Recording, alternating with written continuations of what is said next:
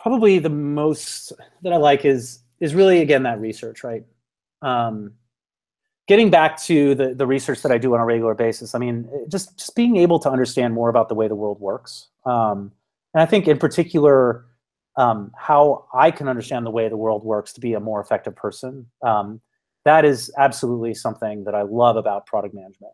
I think in addition to that, I'm a really big fan of helping people make hard decisions. And so that's only something, talking about that prioritization or trade-offs really gets down to why product management exists. And so maybe we're also kind of psychologists, like that decision making. Like when I first started doing independent consulting as a product manager without a team. And so there's really only two ways that you can do this type of thing. Like one is that you're actually embedded with the team for X amount of weeks or months, and you're there every day, and that's like your main gig for a little while.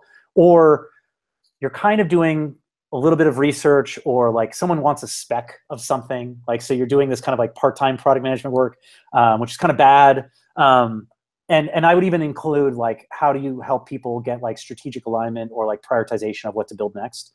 But those things, that like weird like part-time stuff, it really is just therapy sessions. That's really all it is. Because all you're doing is like, generally you'll have like 3 or 4 founders in a room, and they're like, we need a product manager, we need some help. And they're like, yeah, well, he tried this, and she tried that, and none of this is working. And like, I just want you to tell them what you told me on the phone, and like blah blah blah. Like it's like couples therapy, but with like a polyamorous relationship. And so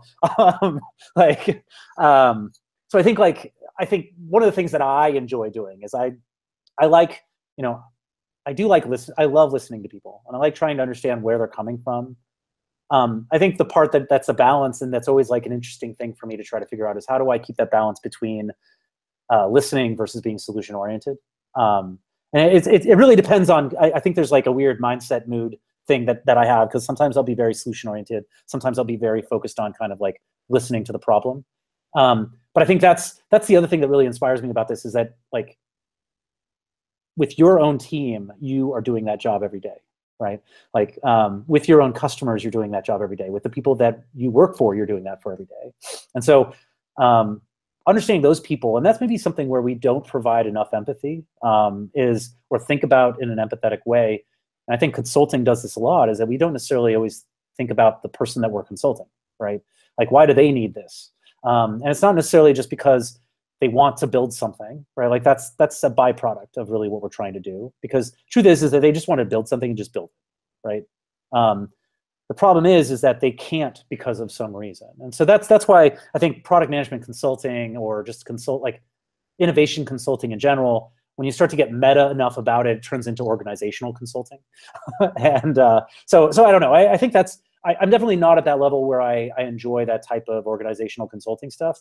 But at the very least, understanding, what are the kind of like concerns and anxieties that people on my team have, and how do I help them be more effective? How do I get them to feel great about the work they're doing? Really is like very important to me, and I try not to be a dad about it all the time, but like I definitely think about like caring about the people that I work with. And so that's just very, just feels good, I guess, is the right way to put it.